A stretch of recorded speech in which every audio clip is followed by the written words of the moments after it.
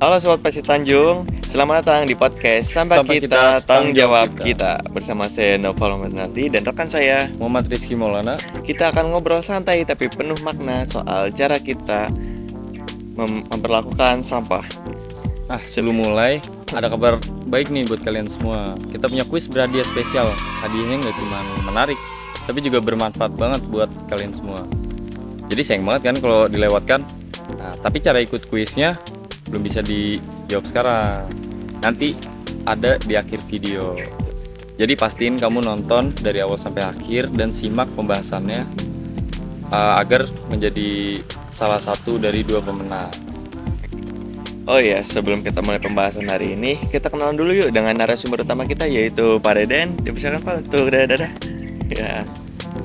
Oh iya, ngomong-ngomong soal sampah nih Pak, ada satu fakta menarik yang emang cukup mengejutkan. Nah, di mana Indonesia ini menghasilkan sekitar 69 juta ton sampah setiap tahunnya Pak. Dan yang berhasil didaur ulang itu sekitar 7% aja Pak. 7% aja. 7% aja, itu kecil banget ya. Kacau banget itu. Masih jauh. Betul. Terus sisanya kemana tuh? Sisanya itu ya ada yang berakhir di TPA gitu, menganggur gitu kan, ada yang dibakar juga atau berserakan di pinggir-pinggir jalan atau dimanapun. Jadi pengelolaannya belum jelas. Pencemaran lingkungan tuh masuknya. Betul, itu sungguh ya masalah lah kalau ini, kita kan sering ngelihat gitu ya. Nah, itu kan masuknya data nasional nih. Ya. Kalau kita tarik dari skala lokal, kita kan ada di Desa Pasir Tanjung. Betul. Nah, dari Bapak sendiri ini, apakah masyarakatnya sudah cukup aware atau peduli soal banyaknya sampah yang dihasilkan setiap hari, Pak? Ya, alhamdulillah kalau di Pasir Tanjung masyarakatnya udah mulai memilah sampah. Yang sampah ini kebanyakan yang mereka pilah itu yang istilahnya sampah ekonomis.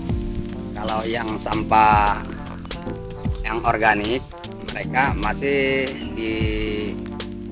dimanfaatkan untuk ternak biasanya, seperti ayam, ikan.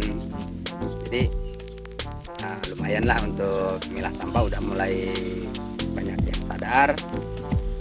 Dan kita juga, saya suka keliling di kampung ini atau di desa ini, udah mulai di setiap rumah itu ada gantungan sampah, istilah hasil pilah sampah itu digantung di karung-karung gitu. Untuk diangkut berarti ya, Pak? Ya, biasanya untuk diangkut ke pengepul.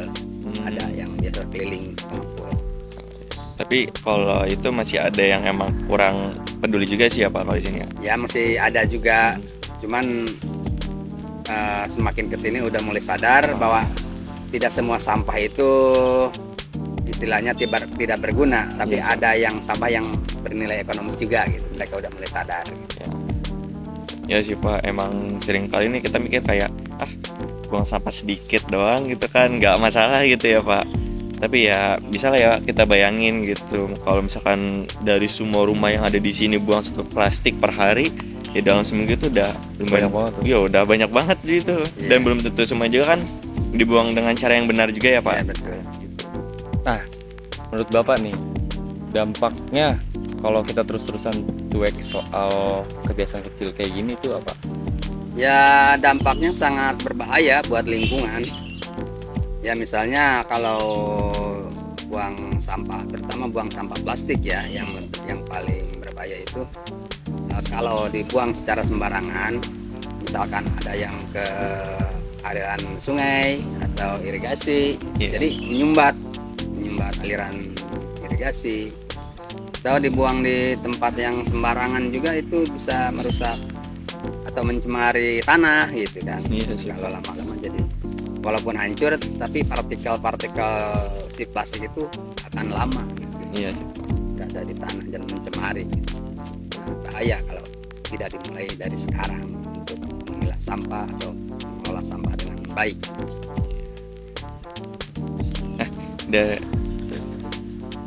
Warga juga banyak yang belum tahu ya cara memperlakukannya.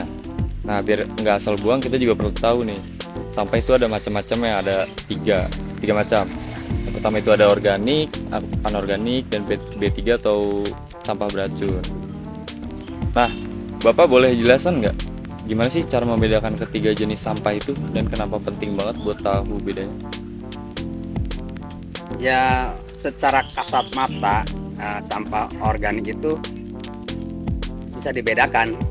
Istilahnya setiap sampah yang bisa hancur sebulan itu dikategorikan sampah organik.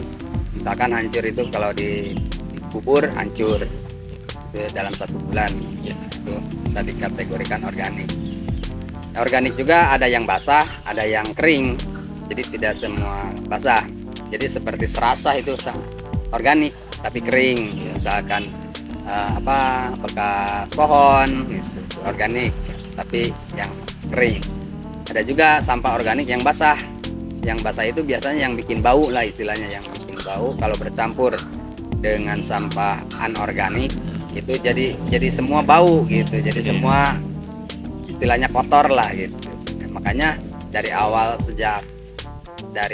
mulai dari rumah masing-masing harus diajarkan untuk memilah sampah, mana sampah organik, mana sampah anorganik, dan sampah B3. Ya untuk sampah organik ya ciri-cirinya seperti itu, mudah busuk itu sampah organik. Terus untuk sampah anorganik seperti plastik yang istilahnya tahan lama lah, istilahnya kalau dibuang ke tanah juga lama hancurnya. Dari bahan-bahan plastik, dari logam, terus ya dari semacam itulah, logam, plastik, karet gitu. Itu bahan organik.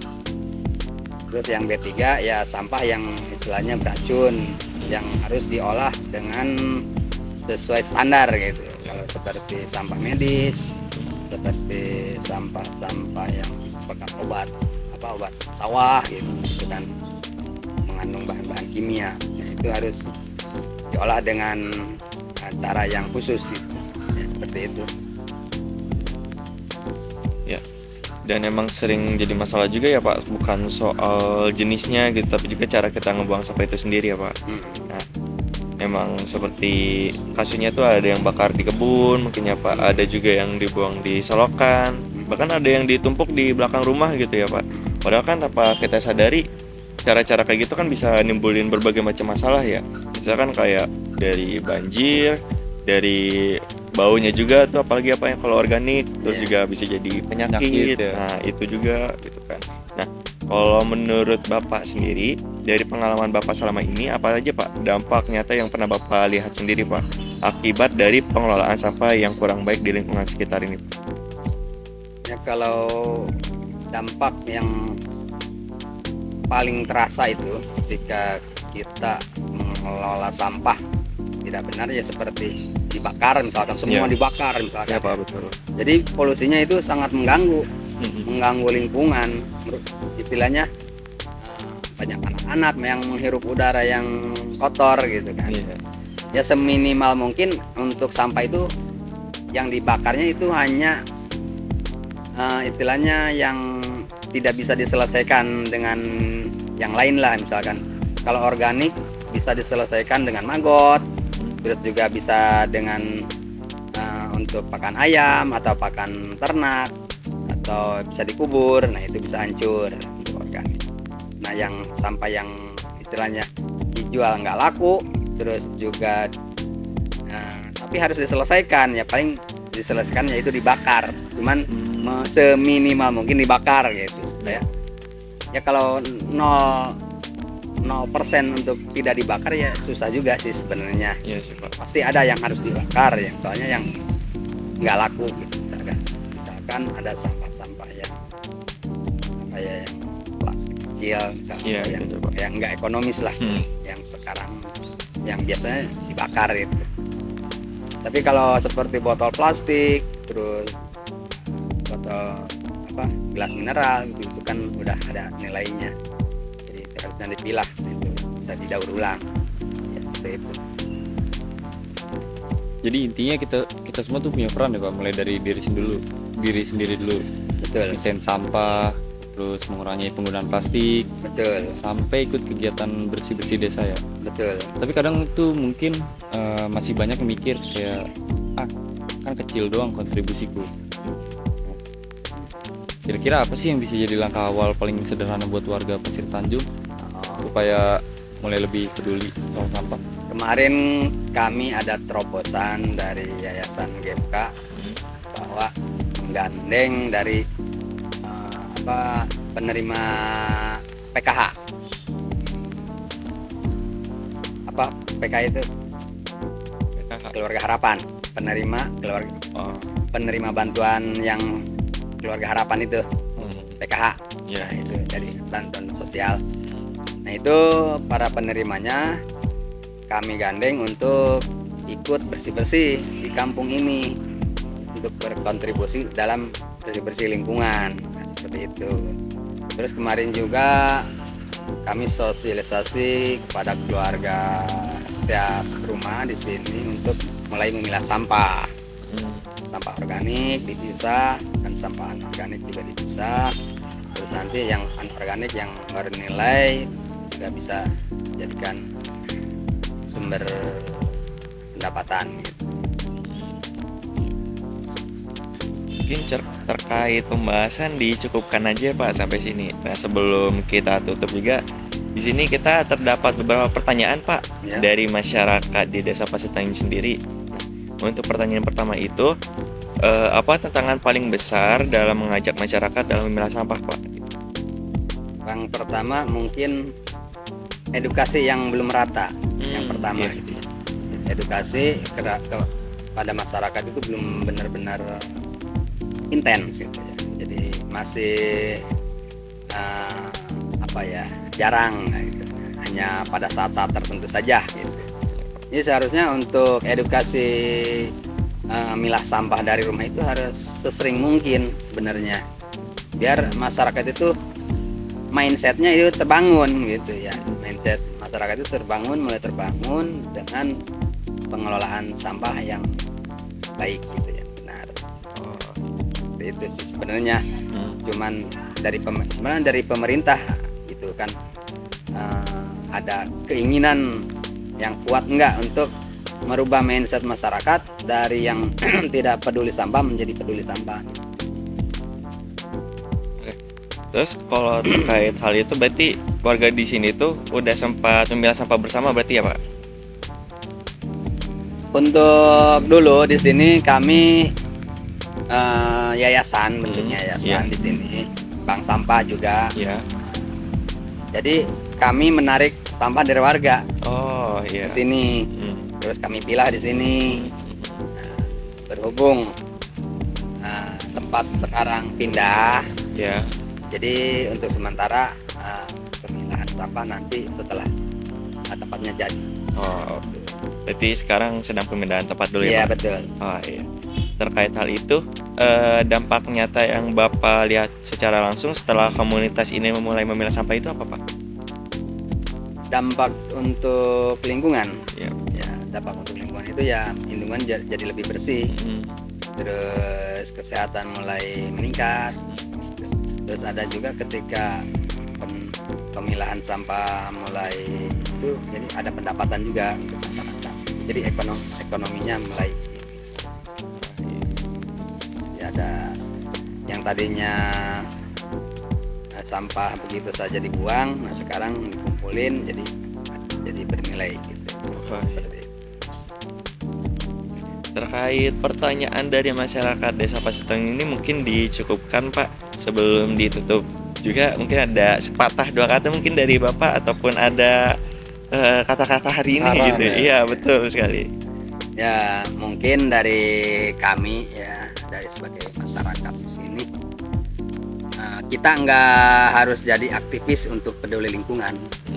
Cukup mulai dari hal kecil, bawa tas belanja sendiri, jangan buang sampah sembarangan, dan ajak keluarga mulai memilah sampah. Yuk jadi bagian dari perubahan. Seperti itu. Oke siap baik. Terima kasih banyak Bapak ya atas saran serta masukannya, semoga bisa jadi ilmu juga kan buat kita dan juga penonton sekalian. Ya, sama-sama. Dan terima kasih juga untuk para penonton yang sudah mendengarkan dan juga sudah menonton podcast kita pada kali ini. Jangan lupa follow dan share podcast kita hari ini. Semoga kamu juga yang menonton ini merasa terinspirasi Dan yang paling penting, jangan lewatkan kuis berhadiah di Instagram kami. Gitu. @KKN Desa Pasir Tanjung. Nah, itu dia. Yang akan ada 2 pemenang untuk kamu yang menjawab pertanyaan dengan cepat dan benar seputar topik podcast yang kita bahas saat ini. Segera kunjungi dan jawab kuisnya ya. Nah, untuk di episode selanjutnya kita akan kupas tuntas 2 hal yang tampaknya jauh tapi sebenarnya saling terhubung dan pastinya sangat dekat dengan kehidupan warga Pasir Tanjung. Penasaran? Jangan sampai kelewatan. Sampai jumpa di episode berikutnya. Berikutnya.